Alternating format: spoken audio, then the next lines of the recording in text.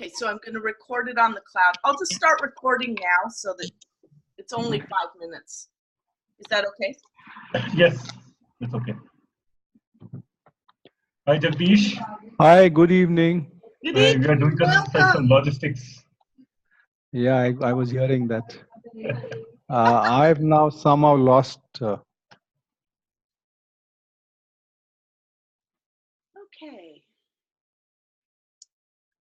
So you are currently on mute. When you'd like me to start, why don't you just mute, give me some signal, and you know, maybe people would like to. I know people always come a little bit late. They're rushing from work. They have a lot to do. So I'm wondering, maybe to start, I'll just do my self-introduction, which will allow people, and start talking, which will allow people to come late. How would you like me to start? Just give me 1 minute or 1.5 minutes to start. I want to talk about other activities which are happening in International Coaching Week, and then I will give it over to you. Perfect. That's wonderful. So do you need to, do I need to change you to the co-host? No, you don't need to. That's okay.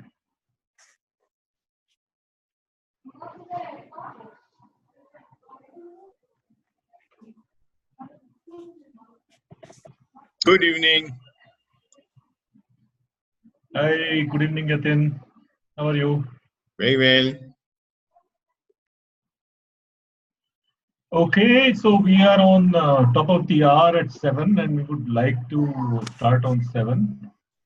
So I would want to reiterate to everybody that, thank you first of all for joining in and participating in these webinars.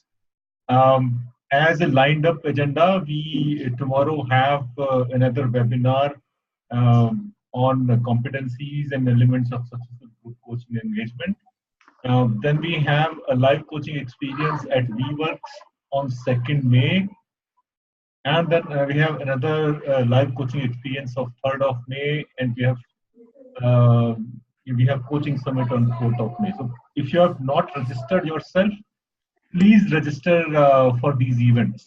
We will get a lot of energy when you participate. Okay, thank you. So with that, I'll stop the share. And Tish said she's going to introduce herself, so I'm not going to take that. So Tish, over to you. Great, thank you so much, and thank you so much for me. It sounds like you are having an amazing week this week with your webinars, and your coaching cafes, your industry dialogue, and your gathering at the end of the week.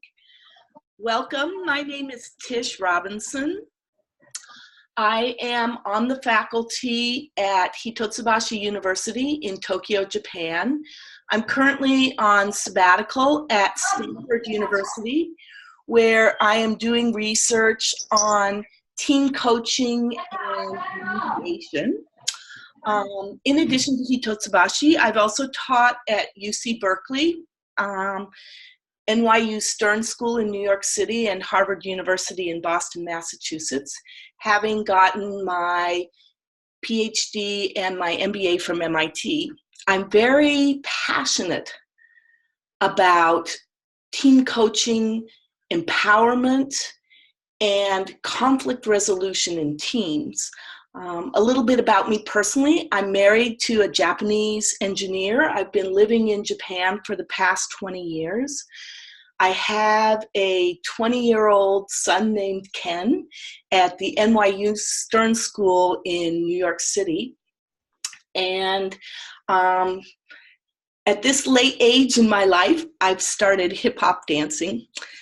Three words that describe me include being very out of the box in terms of my surroundings in Japan. I'm very loyal, and I'm very interested in trying new things. So please bear with me. I am usually not the host in Zoom meetings.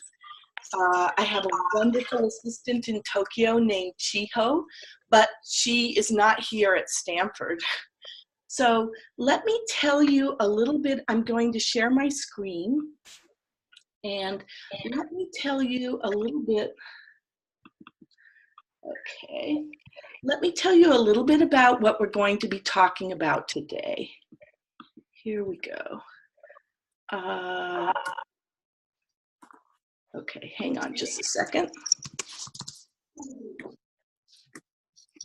I hope that does it. Screen. The outline for today is I'm going to start by with a definition of trust that is, there isn't really a consensus, but I looked at several review papers, and I'm just going to put a suggestion of a definition out there that many scholars agree on. And then we're going to look at that definition in action by doing an exercise around Arthur Aaron's 36 questions. And Arthur Aaron has actually, in the 1990s, started a whole field of research at SUNY Stony Brook. That's the State University of New York. And from that has developed a whole field of research on intimacy, vulnerability, and trust. That's the first item. The second item then is to look just very, very briefly at the neuroscience of trust and mechanisms for building trust between individuals and teams. And we're going to do two exercises there, one called personal maps, and we are also going to do a self-assessment of trustworthiness. Then we're finally going to conclude. Our fourth exercise will be about team agreements. So, okay, let me start by defining trust. So, trust, as I said, is not, there's not one definition everyone agrees. A wide definition is a psychological state of willingness to be vulnerable based on the trusters' positive expectations of the other person. And so what I'm going to do now is I'm going to break you out into pairs in breakout rooms. You will be assigned randomly to a partner. And what I'd like you to do is I would like one of you to take a timer, maybe a timer on your phone or maybe your watch, and I would like you to time each other. So if you have a pen, you might jot down. I will also be sending you in chat what is the question and how long you have.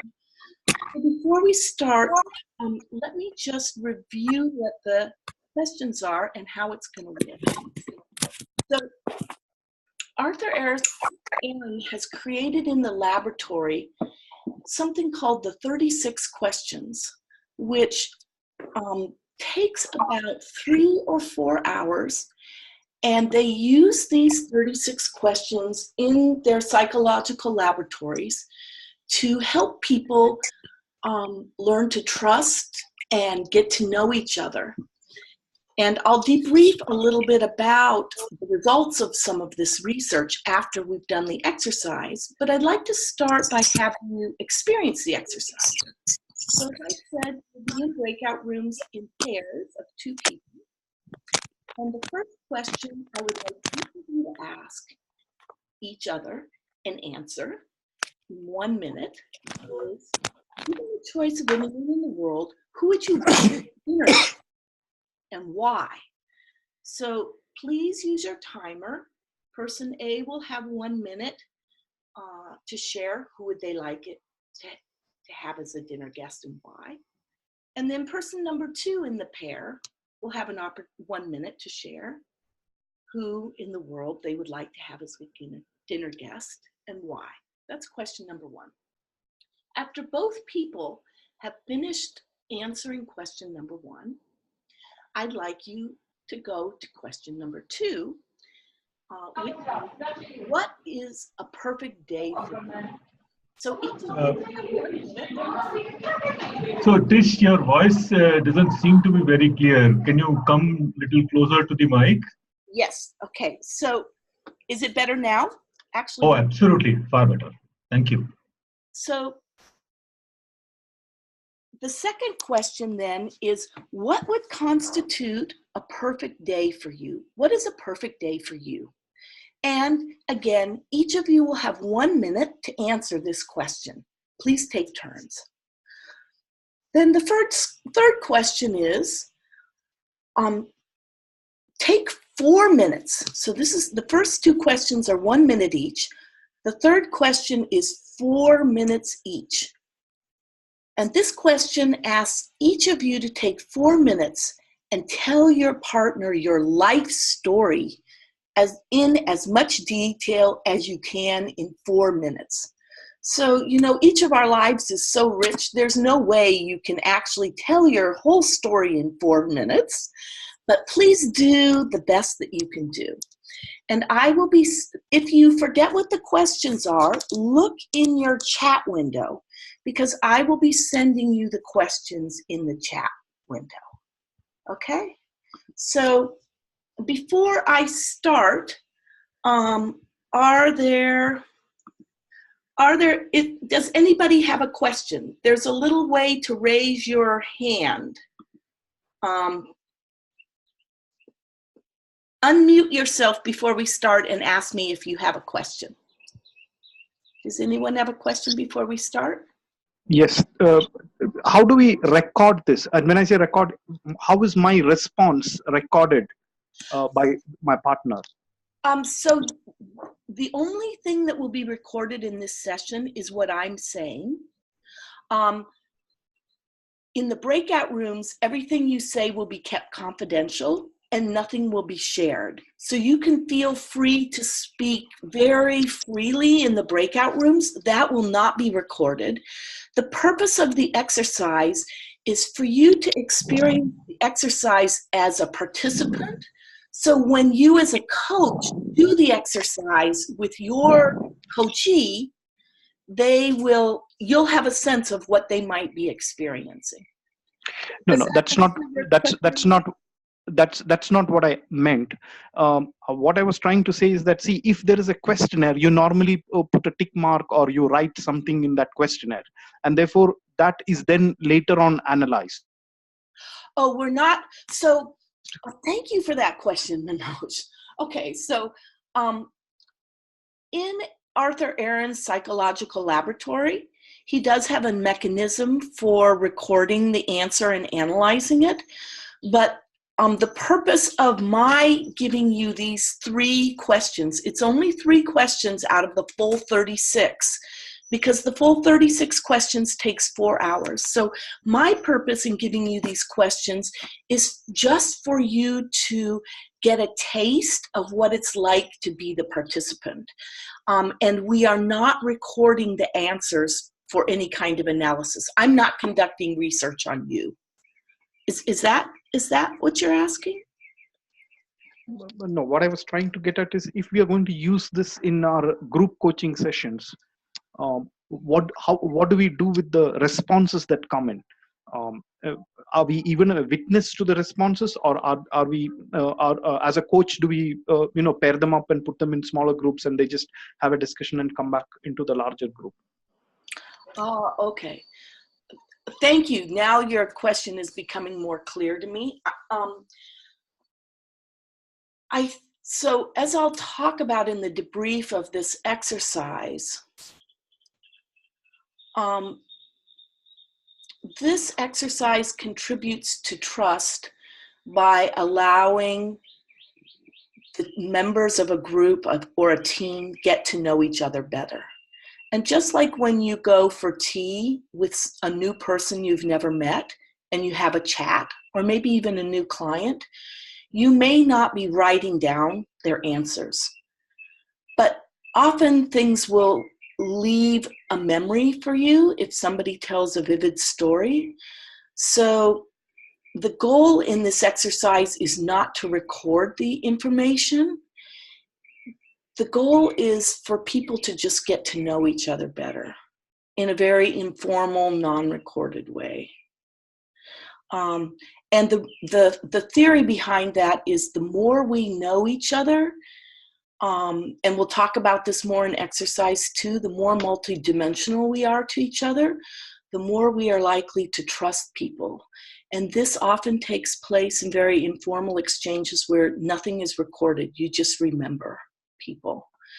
If people do want to take notes, they could. You could take notes.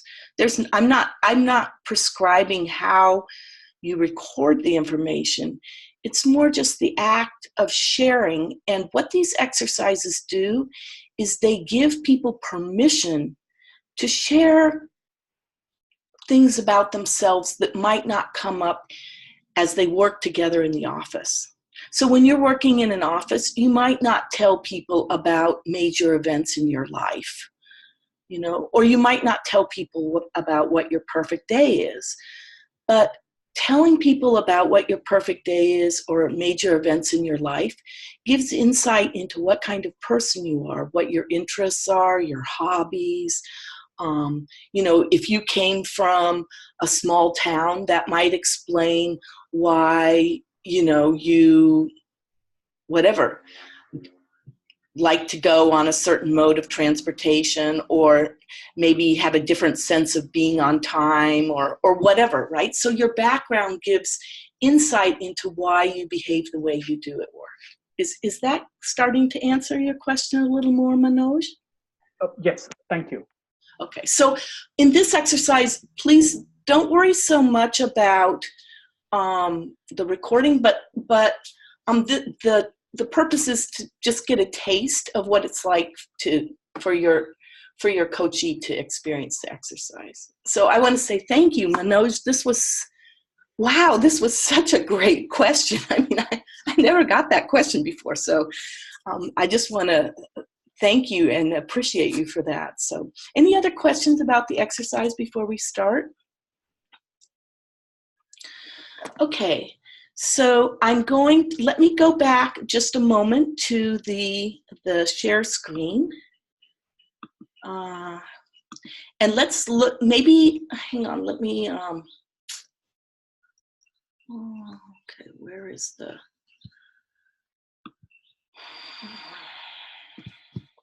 okay, here are the questions. Okay, so the first question is going to be, given the choice of anyone in the world, whom would you want to have dinner with as a dinner guest, and why? And now I'm going to put you randomly into breakout rooms, and I will send you this as a chat. Okay, so here we go into the breakout rooms. And okay, let's see. There's an odd number of people, so let's see how this works. If there's one person who's not in a breakout room, maybe it will assign you automatically.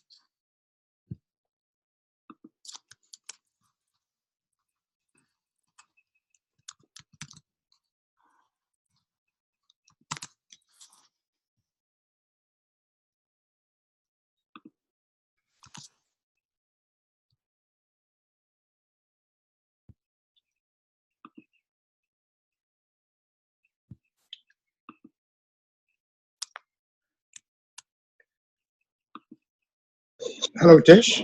Yes. I'm trying to make a new breakout room. Just a minute. Yeah, Tish, I'm just one person in my room. Room 20. Yes. So now 4 people have just joined in the last minute. So it looks asked for help. Okay. Just a second. Yeah. Okay. I do not have a partner in Oh, this room, breakout and room. you don't have a partner. So let me go back. This is a problem of Zoom. It's hard to add rooms. So let me, I'm at room 21. You had assigned me to room 21. okay. So can you hang on just a second? What I'm going to do is I'm going to close all the rooms and start over, okay? So let me do that. Thank you.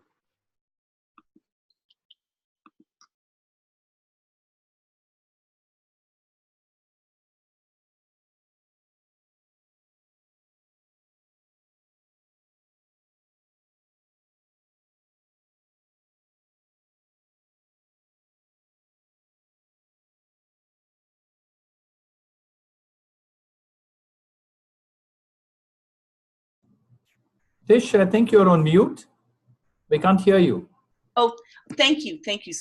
So please forgive me for bringing you out of your breakout rooms. We've just had 5 or 6 new people join, and Zoom does not have a way to add new breakout rooms. So imagine that this would be continuing with your same team, or if you're in a one-on-one coaching with your same partner. But in order to welcome the new people to our webinar, I need to reassign the breakout room. So, okay, so you may get the same breakout room or you may not. So, okay, and I know room 21, I will work on that. And I see room 1 only has 1 person. So I'm going to recreate these. Okay, recreate all rooms. Let's see, 50 participants into.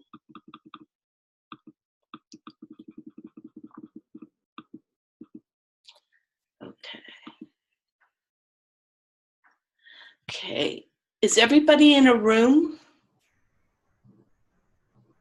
I hope so. Okay. I'm not Tish. Oh, yes. Okay. I've just got the thing. And incidentally, in the breakout room, do we speak or do we chat? No, speak to your partner in your breakout room. I will send the questions by chat. So now we're moving to question number 2.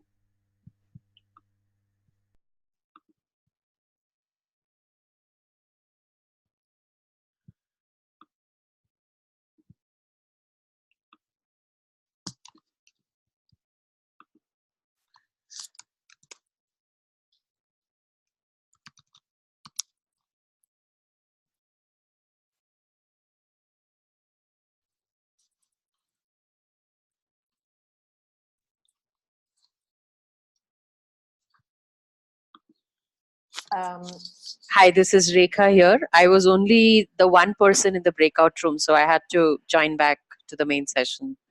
Okay, what breakout room were you in? I think room number 8. Room number 8. Okay.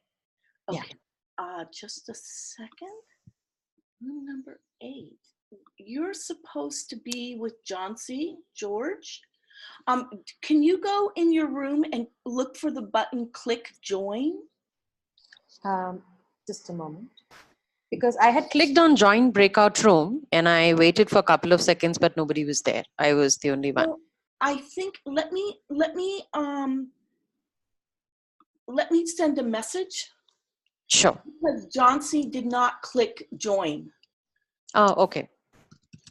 So should I join the breakout room? Yes, please do that. Okay, sure.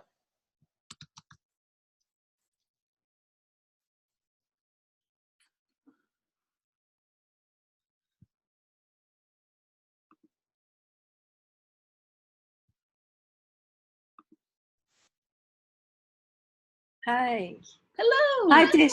I'm so sorry I'm bothering you, but there's only me in that room again, in room number 22. I think the people who do not know that they need to accept a breakout room are not doing so. That could be one of the issues. So I would leave it because... Okay, I broadcast a message. I see that some people didn't. Okay, so here it says Ritu. So Ritu, what's your question? Did you click join to join your breakout room? Yes. Okay, and you have, so I'm sorry, what's your, I was speaking with somebody else right before this. What's your question? No, I've just joined, Tish. Oh, great. Okay, sorry, because you sent me a question. So, okay, fine. Please, please go ahead. Any other, do you have a question? No? Okay. Sorry. No, I'm sorry. I'm new to this, so I'm not able to understand what exactly needs to be done. So please answer the question, what is your perfect day? You have 1 minute and your partner has 1 minute. Please, both of you answer that question. Is that okay? What is my perfect day? Yes, what is your perfect day? All right. Thank you. Thank you. Yes. Okay, okay. So there are good chances that your other team member might have been on mute. And because you are off video, so you would be seeing the screen without any faces. Okay. So when you go to the breakout room, you switch on your video and unmute yourself. You will see the other person. Okay. I did that, but I think nobody was there. So yeah, same thing. There was nobody. I think there's something happened. First time there was somebody. In second question there wasn't anyone. Likewise, I've come back into the main session because I didn't have anybody in 16 either. Yeah, Tish, we are all of us were in single in these rooms. You are muted, Tish. Tish, you are muted. Oh, thank you. So yes. Okay, this is a great experience for all of us to learn how to use Zoom, so you can go and use it with your clients. And I'm at a bit of a handicap because I normally have my assistant Chiho do all of this while I'm talking. And I'm in Stanford and she's in Tokyo, so she's not here to help me. So let me make a few announcements before we do the final exercise. And we'll try to figure out, I'll go through this and try to figure everything out. So let me just take a couple notes on who's having problems and tell them that they have to join. So the rooms that need to join are 5. 16. I had nobody in my room. Okay, 5 and 16. 20, okay. Yeah. Number 8 as well. Nobody was there in my room. Okay, so let me go through. Okay, so actually, so I'll move somebody to your room now, 8.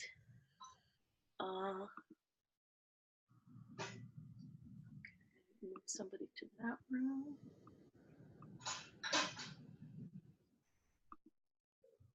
Okay. Okay, so now I'm going to close all the rooms.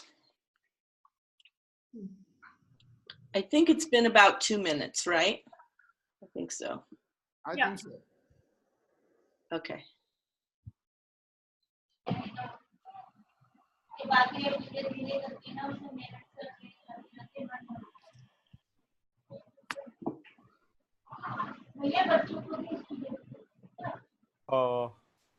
Hello.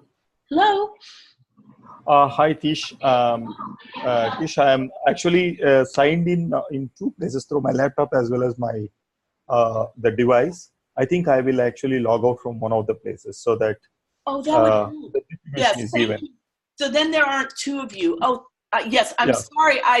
I've created a problem for you by assigning you to two different. No. Actually, it is very difficult to make out. Thanks. Thank you. I'm sorry. I'll make it. Let me make a comment. Yeah. Yeah. Okay. You can comment out one of the anons. Okay. Just a second. Okay, so let's, is everybody back together? I would just like to, hang on, could everyone mute themselves for just a moment?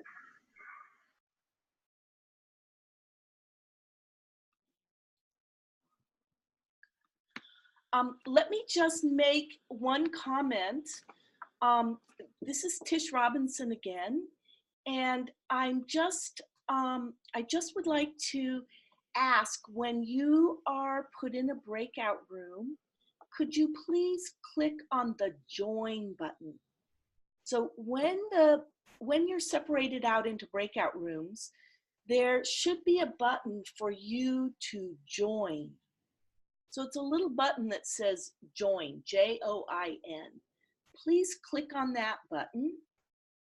And in the next question, you will each have 4 minutes to share with the partner in your breakout room your life story. And as I said before, of course, you cannot share your life story in 4 minutes. So just choose the events that you know, stand out to you in this moment.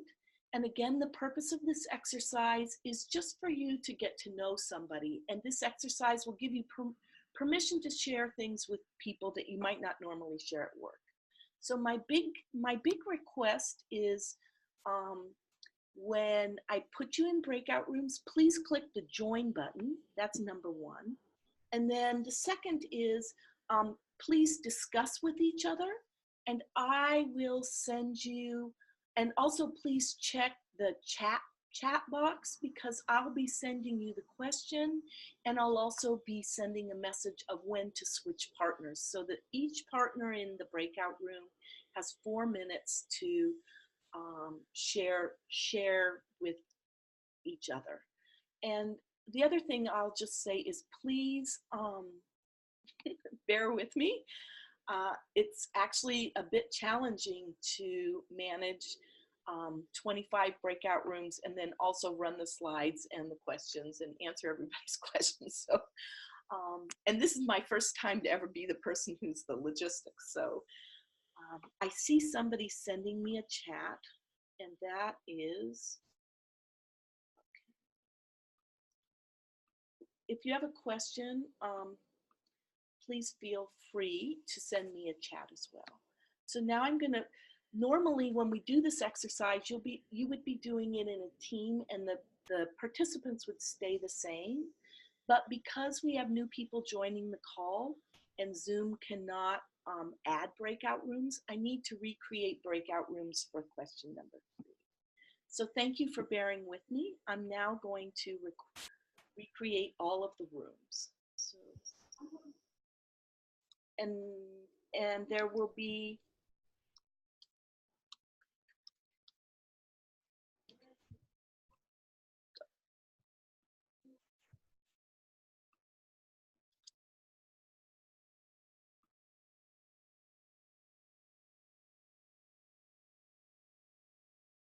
Tish, now it will be evenly distributed. I'm sorry, what? Thank you.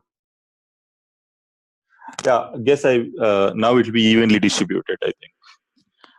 I'm not sure, because there's 43 people and there's Okay. and Okay. there's 22 rooms, so there is one person who's in the room. Yeah, and the question 3, where can we see that actually? I'm putting it on right now. Thank you.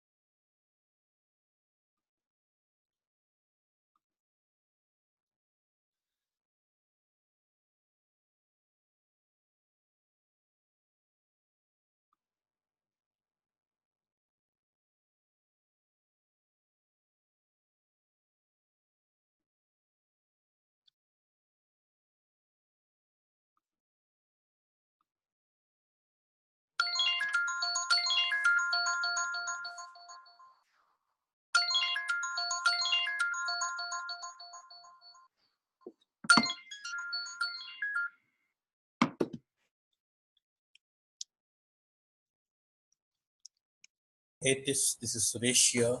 Um, Seems like in room number 15, nobody came in, and I was being pushed into room number 2 and 1. There are multiple people, so they are already having discussion. So I just exited that meeting room and then came out because I didn't want to disturb them. I see. Oh, okay. Yeah. Because in room number 15, I wasn't. That your partner, Aditi, did not join. Oh, okay. Fair enough. No worries. No worries. So I was putting you in a room that was active so that you could, so I see there's all, your partner didn't join, and I saw that you did join. So all the live people I put into different breakout rooms. So let me see.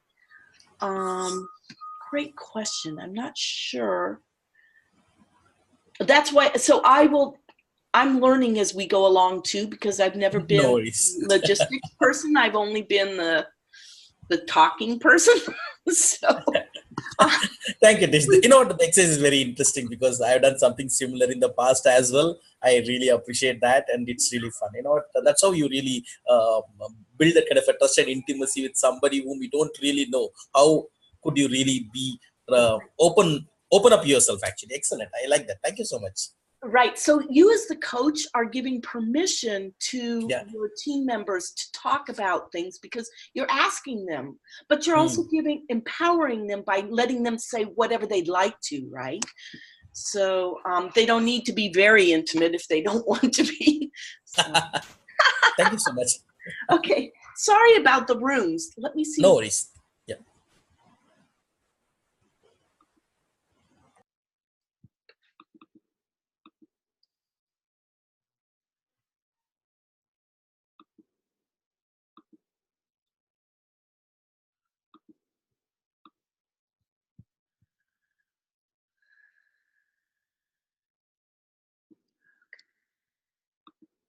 We are back from the room, Tish. Okay. Is Hemant here? Has everybody, and have you spent 4 minutes each? I still have 2 minutes left. Oh, I see. I don't know. It felt like a lot of time, actually. I think. Yes, 4 minutes does feel like a lot of time, but it's your whole life.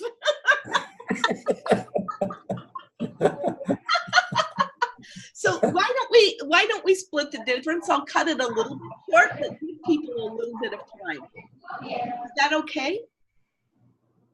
Also, there are so many texts in the chat. I'm having a hard time to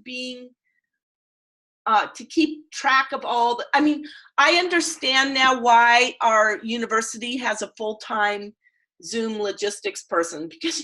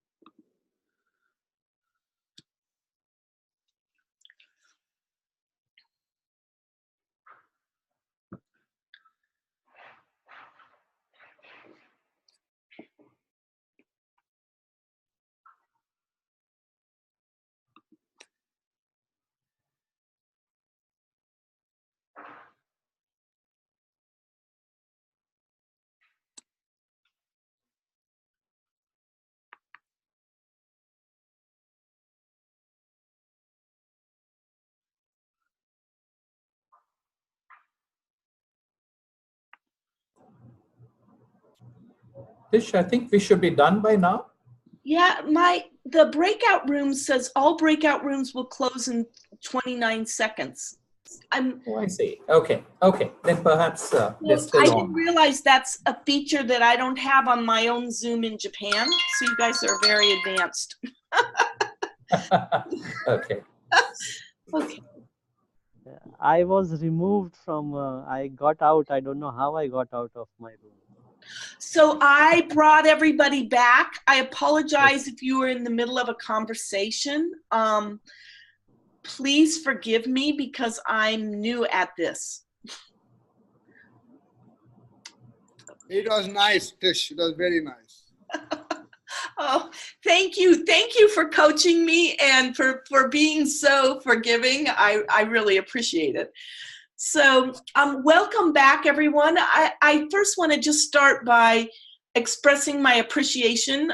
This is my first time to be the logistics person, and so I just want to say how gracious and helpful you have all been to deal with all the technical glitches and so forth.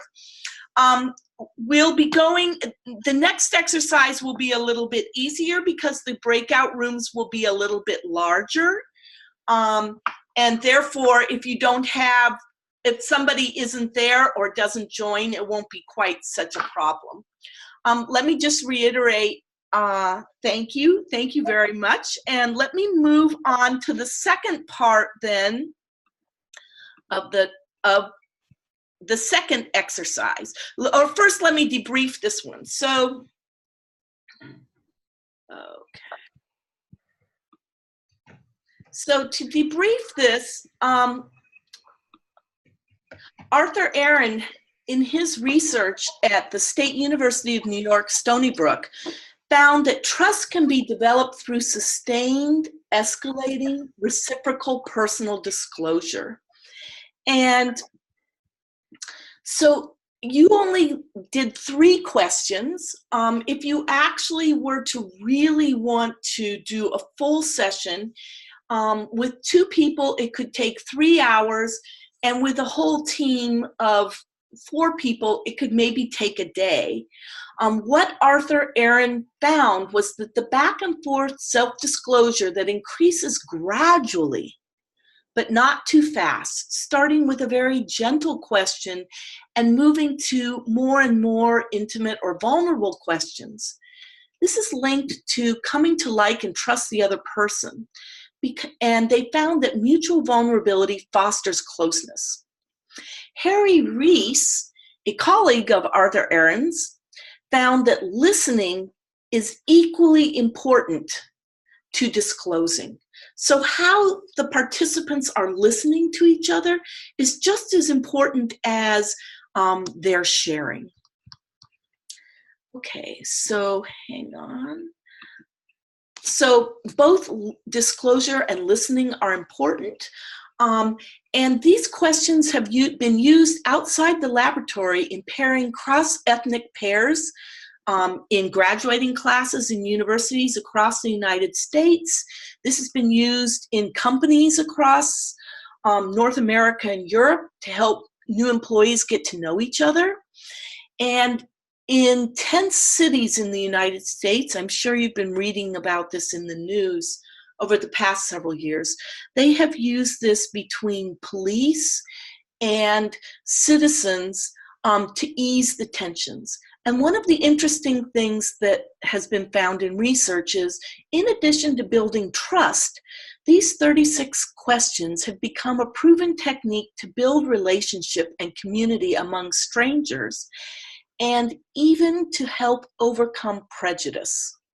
So once we know people as a multidimensional person, prejudice is often just a one-dimensional thing. You know, like all Americans are X, arrogant or like Trump or whatever. Or, you know, all men are Y, or all women are Z, or all whatever, right? All police are like whatever, or all nurses are like whatever. So doing exercises like this where people get to know each other in a multidimensional way reduces prejudice, but it also gives us insight into why people behave the way they do. Okay. Oh, God.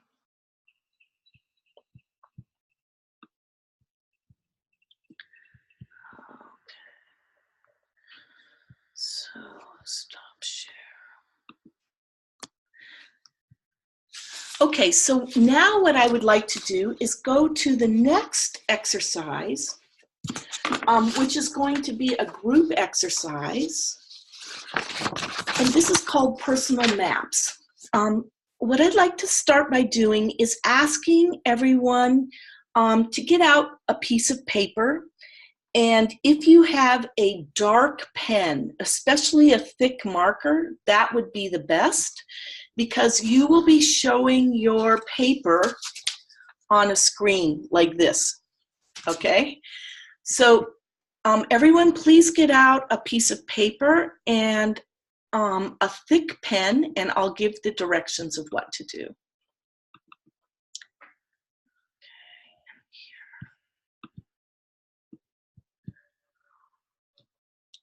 So what I'd like you to do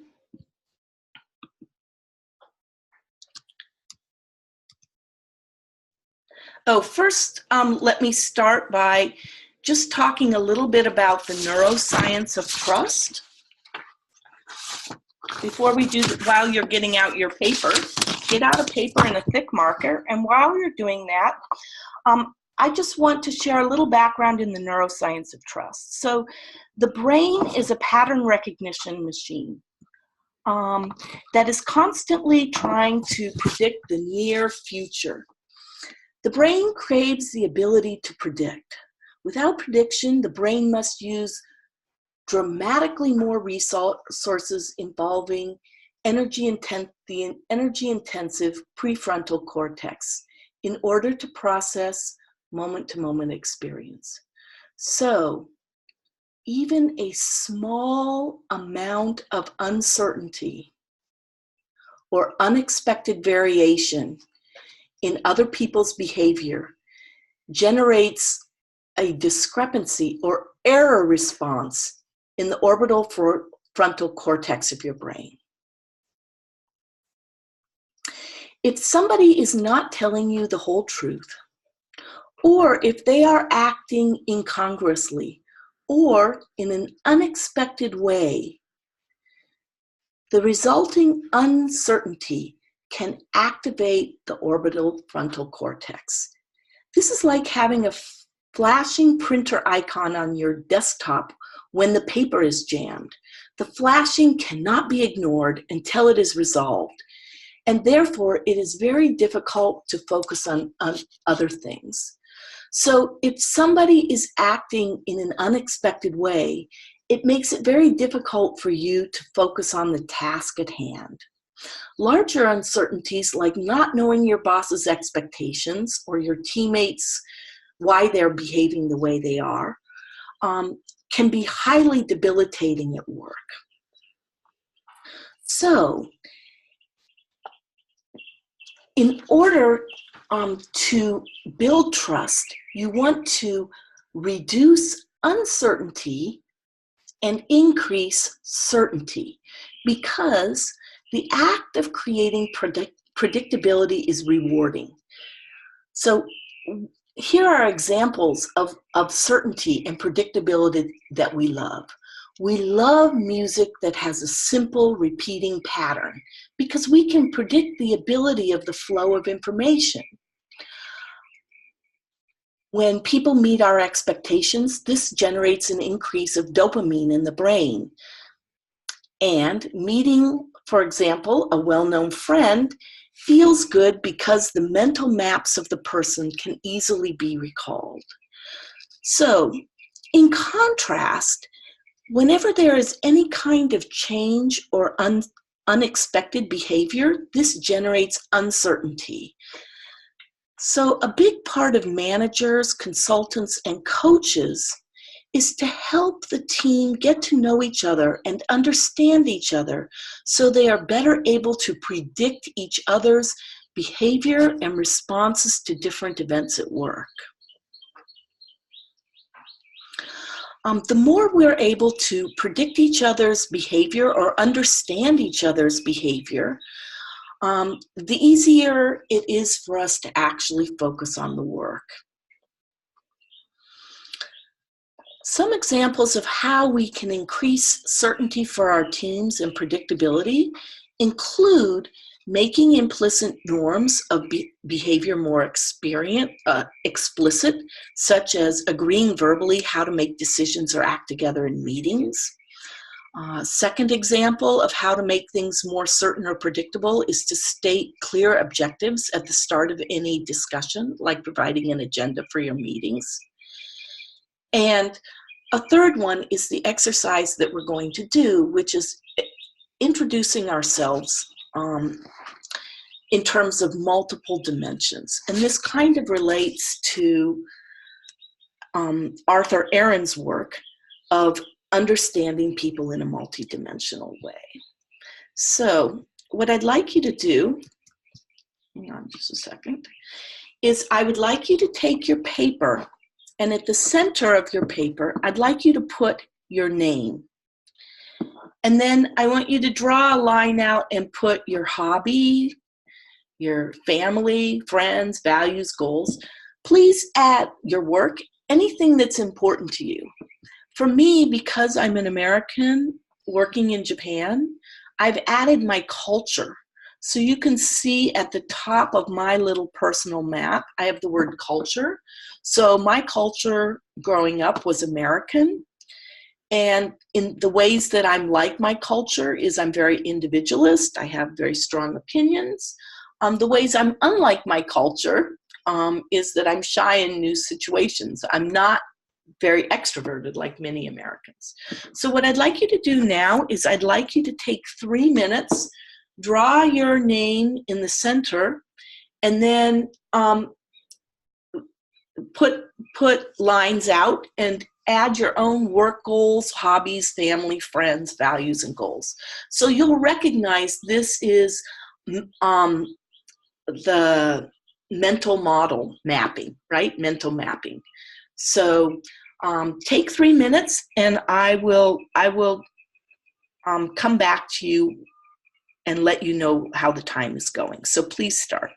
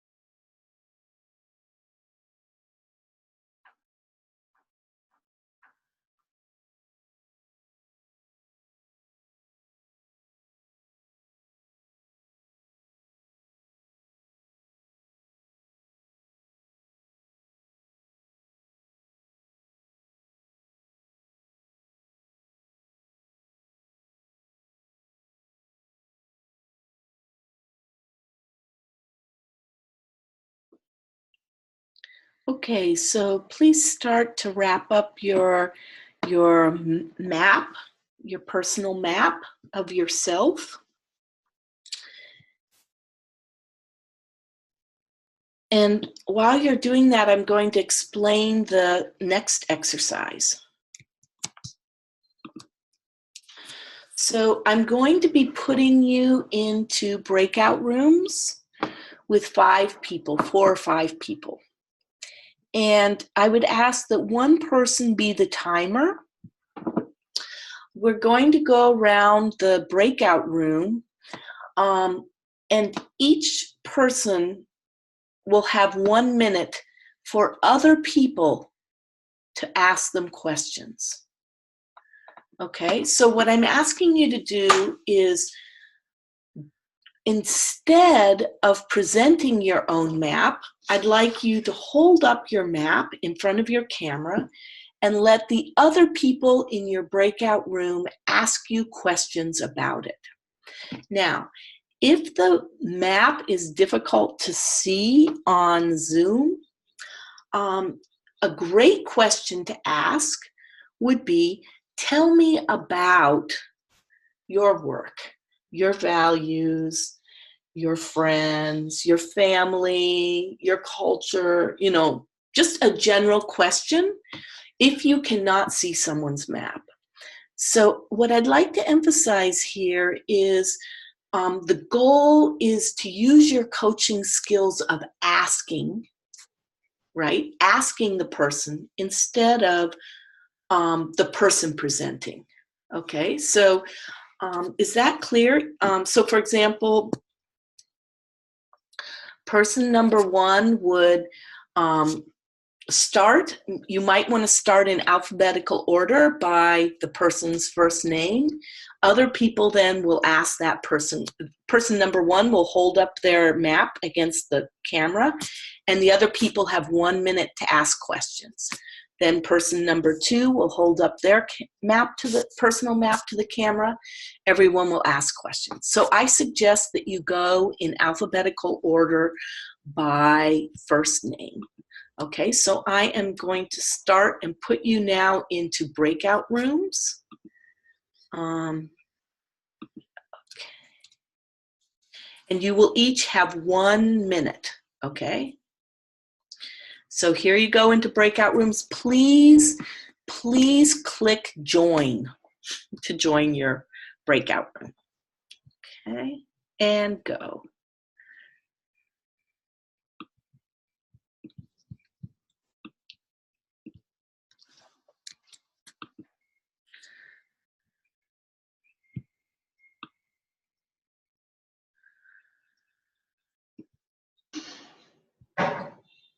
I've not got the breakout in join. Okay. Me too, Tish. Okay, thank you. Me too. No one's, okay. Oh, No one's got it. how about it now? Yeah, got it. Yeah, okay. I'm learning, bear with me.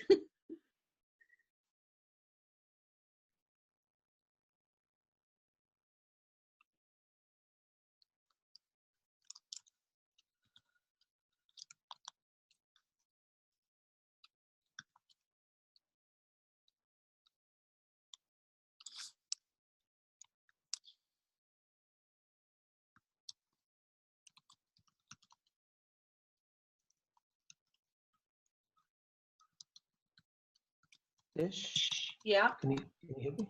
I'm still, I don't get a breakout room link. So who is this talking? This is Mani, sorry. Okay. Okay. Oh, so you need to click the join button, Mani. You're in breakout Yeah, room. I don't see it. Last two times I saw. This time I don't see it. See it? Huh. Okay. Could you, how is that working? You're in breakout room 5. You don't see the join button? Oh, got it.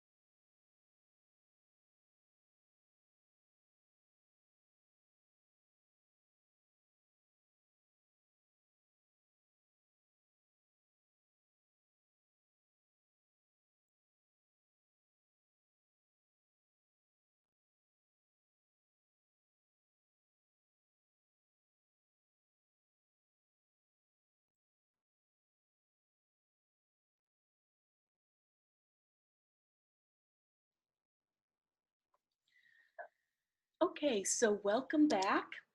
Um, this far we have looked at the definition of trust as building vulnerability between people. We've also looked at the neuroscience of trust in terms of predictability. I'll be sending you the slide, or ask Nitin to send you the slides and the Arthur Aaron 36 questions. The slides also include some elements of trust, trust in terms of capability, communication, and character.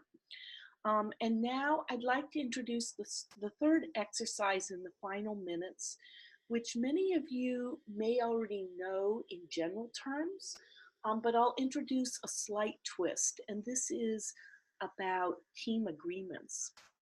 So Nitin had asked me to talk about the difference between individual versus team trust. The essence of trust is basically the same. It's, can you predict people? That's one level. Tish, can you come closer to the mic? I think you're So here I am. So, oh, thank you for saying that. So one is, can you predict what people are doing? That's one element of trust, one dimension. And another dimension is, can you become more vulnerable? And so now what I'd like to do is briefly, the essence of trust, whether it's between a single coach and a single client, or between a coach and a team, is essentially the same. It's just that teams are more complex systems of relationships. So the last exercise is around the benefits of common agreements, like a team agreement. So what I'd like you to do in this exercise is, I will be putting you into groups of 3 people. But before I do that, I would like you to look at this list of exercises in yellow. So along the left side are the general category of behaviors, and in the yellow are some specific behaviors.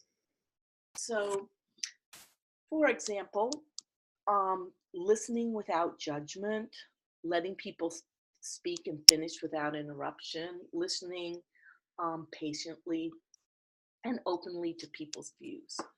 What I would like each of you to do is consider the behaviors. Imagine that you are one of your coachees on a team, okay? And think about teams you have been on in the past, and consider which behavior you value most from other people on a team. What behaviors are the most important to you as a team member? Okay, so again, you'll be experiencing this exercise as a coachee. So if you use this exercise in your coaching, you'll know what your participants are feeling. So what I'd like you to do then is look through these behaviors, and I want you to choose your top 2 preferences, behavioral preferences that you prefer other people to share with you from the items in the yellow. Any questions before we start this?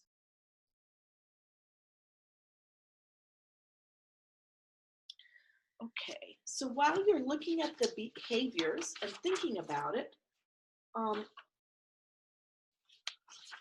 what I'm going to do is to put you into groups of 3, and I would like you to discuss those behaviors with each other. And before you do that, I'm just going to go through what a team agreement is. I think many of you know this tool. It's a very widespread tool. But as you know, a team agreement is a mutually agreed contract that helps set out and clearly define the team members' expectations of each other, how they want to work together, and how they will hold each other accountable. This accountability might include positive or negative consequences for keeping and breaking the team agreement. So for example, if your team agrees not to interrupt, you might want to have some accountability mechanism.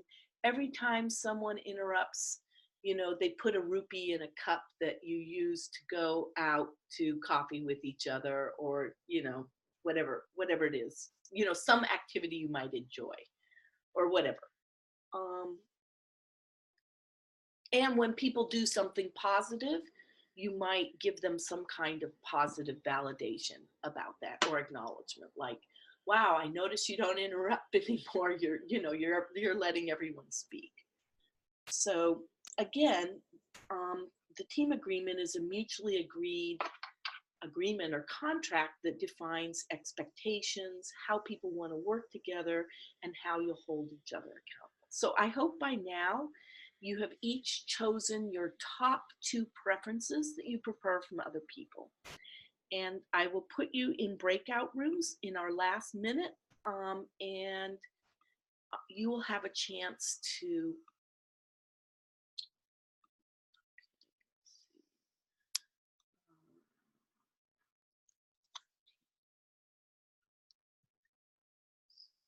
oops, I'm having a, can't.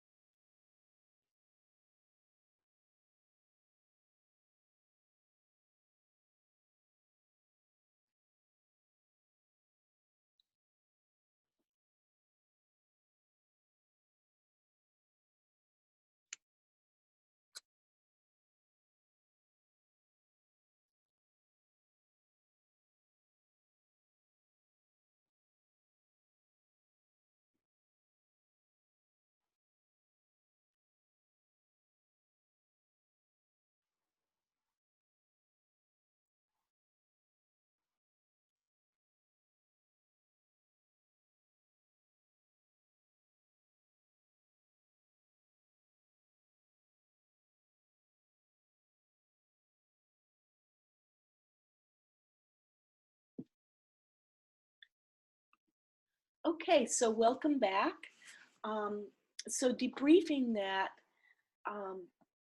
the purpose of having people identify behaviors is because your values are often manifest in your behaviors. So when people say in a team, I want to be respected, well, what does respect look like? You know, in Japan. You should speak up. We can hardly hear you. Okay, so the reason that I ask you to share your behaviors is because your values are often manifest in your behaviors. So people on a team, everybody wants fairness.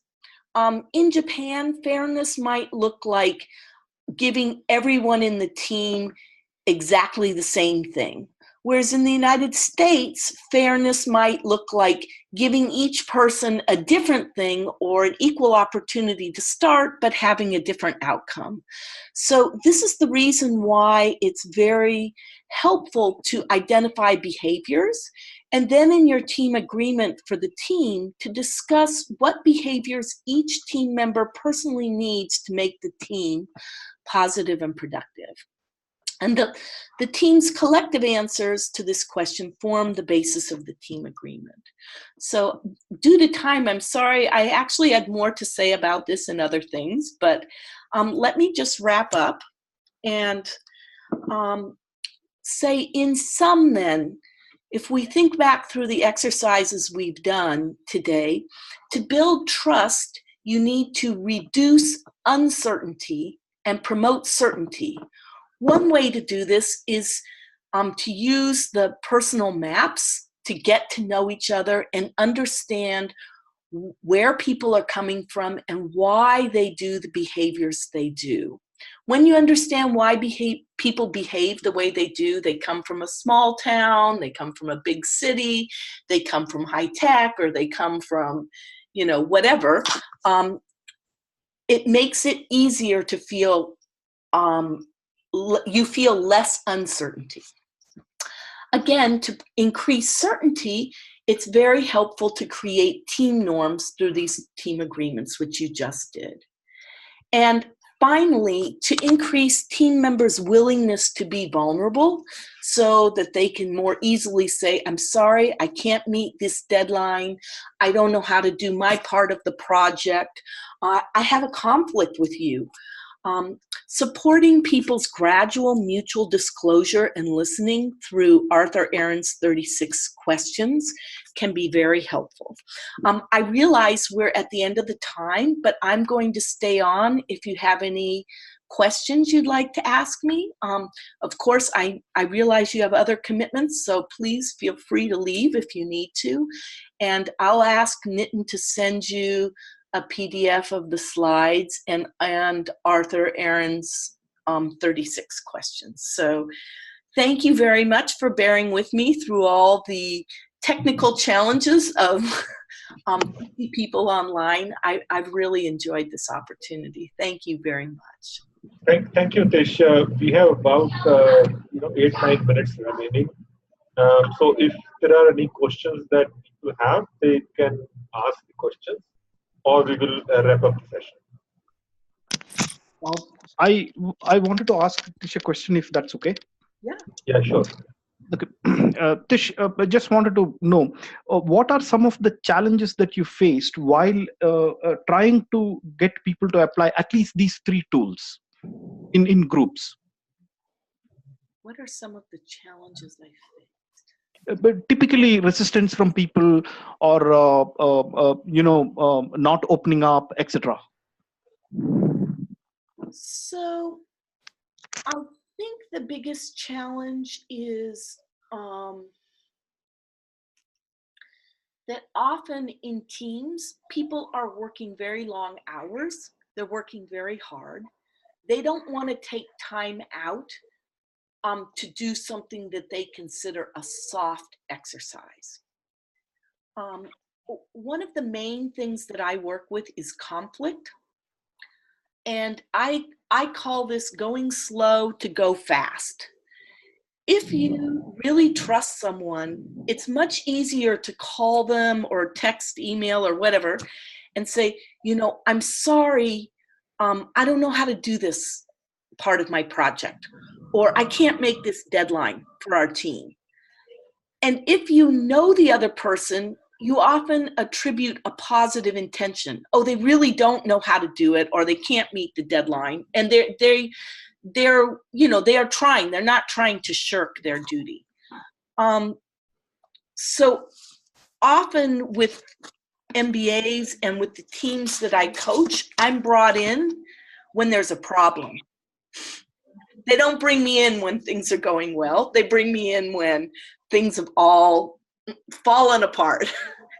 And so I find that people are more open to doing these trust building exercises like the personal maps and the 36 questions. They may not do the whole 36 questions, but when they start to realize, oh my goodness, this person has an elderly mother they have to take care of, and blah, blah, blah, they start to understand why the person might come to work late. Do you see what I'm saying? When you start to understand the complexity, or they're in a matrix organization with 2 other bosses and they have the same deadline on Friday, and that's why they can't meet the deadline. You start to be more compassionate toward people, I think. Does that answer your question? More or less, Tish. Thank you so much.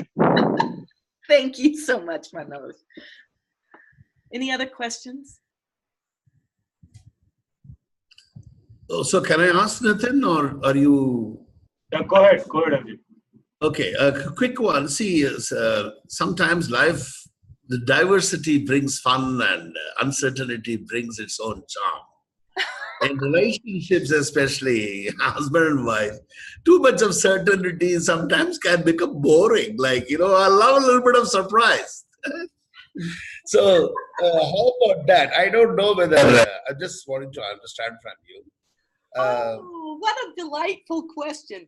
Yes, I totally agree that there is a certain charm to uncertainty, but when people are working under a very heavy deadline and they have a very complex project to work on and a lot of stress at work, I think they actually have an overload of uncertainty. So there is always going to be uncertainty in the marketplace.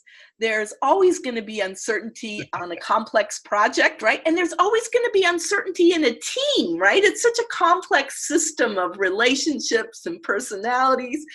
I think that usually people find that there's an overload of uncertainty rather than an overload of certainty. Yeah, one quick another question. If you are generally trusting people, do you get people to trust you more often? Like, is it something in your DNA? Like, if you often trust, you get more of it. Or if you if you are looking for data to trust, other person can also look for data in you to trust. So Adam Grant, the psychologist at Wharton, has written a book on this, that people who are generally trusting and generous tend to receive more generosity. Let me put it to you in the reverse. If you distrust everybody, how do you think they respond? Probably they respond in kind by distrusting you. Absolutely, absolutely. But that doesn't mean, even if you're trusting, that people will always trust you. I mean, you have to be intelligent. And it's a very personal thing. You might find if you trust once and people don't treat you well, there's a very famous psychologist, Professor Yamagishi, who was at Stanford for a while, who found that it's effective if people don't trust you to kind of hold them accountable and withhold your trust. So it's kind of like a tit for tat thing. So if they act trusting, you give them more trust. They've earned it. If they don't act trusting, you remove your trust. And they get the message. But I mean, it's actually a huge deal. You should discuss that with him. Thank you. Yeah. Nice question, and also thanks for nice response. I mean, if it's okay, I would like to just leave one or two comments. Yes, I would welcome them. Thank you. Thank you. I'm Anand, actually. Tish, thanks a lot for sharing, and also thanks for asking the question, actually. But I think you were mentioning about the data, actually. But actually, a person who is really trusting, he doesn't look for data. Basically, exactly. You want, you're looking for why do we need a data to trust? That means that basically, I don't know. I mean, you just need to flip the coin and just look at it. I mean, I'm just thinking loud. Actually, that's one thing. That's a wonderful. But I wholeheartedly agree with you. I guess what I'm just saying is, if you're not looking for data, but if somebody does take advantage of your trust, it is useful. They be able to hold them accountable. Yeah, I think thanks a lot. Again, I mean, I feel anything that is conditional does not build trust. I mean, maybe you want to. I mean, transparency brings trust, but I'm not really sure. Otherwise, we'll be like missions. Maybe trusting the mission with the data. But for human beings, probably trust just has to come. That's how it occurs to each other person. I think that's an excellent point. I agree. How wonderful to be trusting unconditionally. Thank you. Tish, I have one small point. Nitin, is it okay? Just one small thing. I think one thing which I really want to bring to notice is different between risk and uncertainty, and one needs to be very, very conscious of that. Yeah. Yes. Yeah. Thanks a lot for bringing this. Yes, that's a great point. So the Great point. uncertainty is more measured in the orbital frontal cortex. So I don't think that the neuroscientists are thinking so much about risk. So your point is really important. That was just a very narrow neuroscience finding in the brain. But I totally agree. Risk is very important to consider, and it's very, it's related but very different. So thank you for that.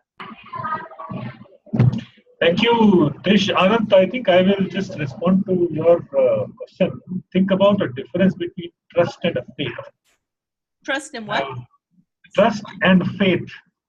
These are two different things altogether. And while faith may not require any data, trust may still require some data. Sure. Okay, with that, thanks a lot, Tish, for having us, for being here. I'm sure each one of us have gained one or the other things. I am for sure I have learned some of the ways to create some trust in teams, by having the agreement and so on and so forth. Yeah. Thanks a lot again. And I will connect back with you for your latest PPTs and recording. Thanks a lot for organizing, and thanks a lot, Tish. Okay. Thanks bye-bye. a lot. Bye-bye. Bye. Thank you. Thank Bye. you very much. Thank you. Thanks, Nitin. Thanks, Tish. Lovely, Yes, thank lovely you, evening. Nitin. Thank you. Thank you, Tish. It was really an awesome session. It was fun. Thank you.